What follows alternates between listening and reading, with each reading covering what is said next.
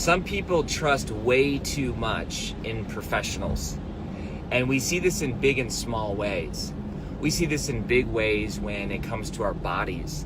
And sometimes medical professionals, although they're amazing, they don't know your body and they're not going to get it right all the time. But sometimes people, they really rely upon the advice and they don't challenge it at all. They just simply take it as absolute truth. They don't get second opinions, this type of thing.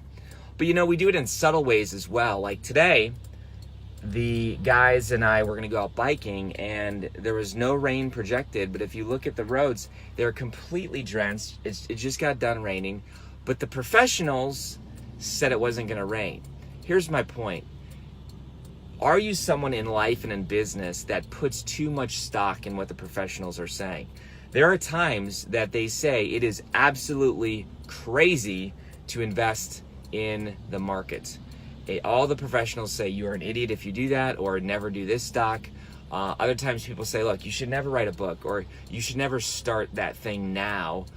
Look, you look throughout history, and history is notorious for having haters, skeptics, and cynics shoot people down and tell them it's not the right time, it's not the right invention. Just this morning, across my Facebook feed, somebody took a picture of Einstein getting a rejection letter. Did you hear that?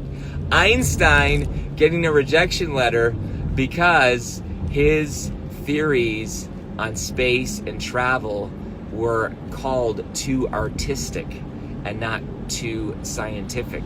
And so if Einstein can get rejected by the guilds, the professional guilds, you and I are certainly going to be rejected at times. We're not going to be believed. The professionals are going to shoot us down. And you can have that essentially decision that you're going to live within the boundaries, the lines which they colored for you. And you can't go outside these lines. But we know that all outliers have gone outside the lines throughout history. And the lines are fun, they're fine, they give you guidelines, but there's some lines that should not be there. I'm not talking about morally or ethically, I'm talking about just in the sense of the term entrepreneur. You might have heard me say before, but entrepreneur is someone who, it says, bearer of risk. Well, listen, if you're going to be an entrepreneur, you've signed up to color outside the lines. There is going to be a risk, but there's also going to be a reward. And I'm not talking about everyone needs to quit their day job and start a side hustle, although side hustles have increased exponentially over the last 5 years. But I'm talking about that, are you someone who lives a life of risk? Meaning you are pushing yourself outside the safety, the comfort zone, because that's where life is. Life is not inside the lines where every single day it's rote, ritualistic, and pattern-based. That does not equate to a life worth living. We know from all the studies that flow, this optimal state of human performance, is achieved, and one of the triggers is novelty. Novelty, variety is the spice of life. You've heard this before.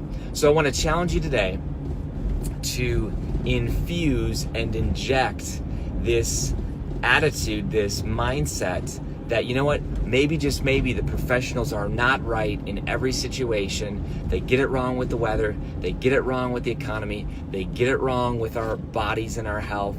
And maybe, just maybe, you need to step outside a little bit, inject a little novelty in your life, of course within the moral and ethical bounds, but someone who truly feels fully alive again. And I'm telling you, that's when you can be the best husband, father, mother, grandmother, aunt, you name it. That's when people are attracted to you and me, because they say that, look, these people are fun. They're alive. They're not just dead, but they haven't made it official yet. This is Kary Oberbrunner. Be a soul on fire today. Tag somebody, share it, subscribe. Let's get people who are truly living life outside the lines. We'll see you.